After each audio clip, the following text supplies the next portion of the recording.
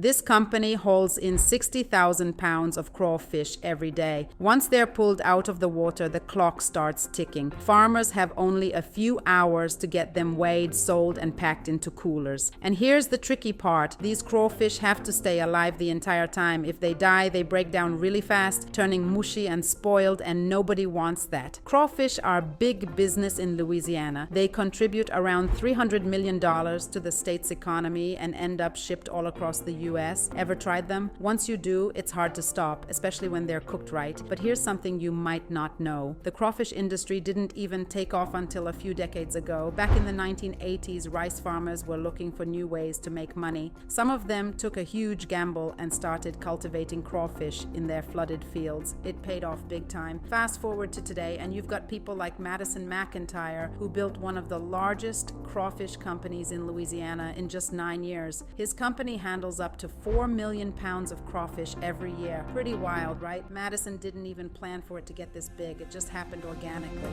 Because this industry is so new, it's kind of like the Wild West, fast-moving and largely unregulated. So how exactly did Louisiana's rice farmers get into the crawfish game? And why do they stay in such a tough business? Crawfish are freshwater crustaceans similar to lobsters and shrimp, and they're native to Louisiana's bayous, rivers, swamps, and rice fields. If you look closely, you'll see tiny holes in the mud where they burrow. They've got a lot of nicknames too: crawdads, crayfish, mud bugs, but whatever you call them, they're a local treasure. Rice farmers flood their fields from late September to October, and the crawfish emerge hungry from their burrows. By November, farmers can start catching them in traps like rows of tiny lobster pots. A guy named Junior, who works for Madison, has the system down to an art. He moves quickly, emptying and rebaiting each trap in just 7 seconds to keep the crawfish alive in the Louisiana heat. It's a race against time because the heat could kill them, and once they're dead, bacteria can spread fast. That's why speed is everything. And it's not just about catching them fast. Madison's team sorts the crawfish by size, with the smaller ones called peelers being sent to different markets. Some of the crawfish are sold whole, while others are processed for their tail meat. Madison owns a processing plant, a trucking company, and restaurants, cutting out the middlemen and keeping everything in-house. He's built his business from the ground up, and it's grown fast. But the industry isn't easy. Costs have soared, and competition is tough. In fact, the number of crawfish farms in Louisiana doubled by 2019. Then inflation hit, and expenses like fuel skyrocketed. Madison says fuel alone cost him $150,000 more than usual last year. But despite the challenges, he's managed to stay afloat because his company is large enough to absorb those extra costs. A lot of smaller farms weren't so lucky and had to shut down. Madison believes that in the next few years, the crawfish industry will get even more competitive, but only a handful of players will survive. It's not just about catching crawfish, it's about keeping them alive and getting them to market fast. And with rising costs, it's a constant battle to stay profitable. So, what do you think? Would you take a chance on crawfish farming or leave it to the pros like Madison? Be sure to hit that follow and like button if you enjoyed this deep dive into the crawfish business.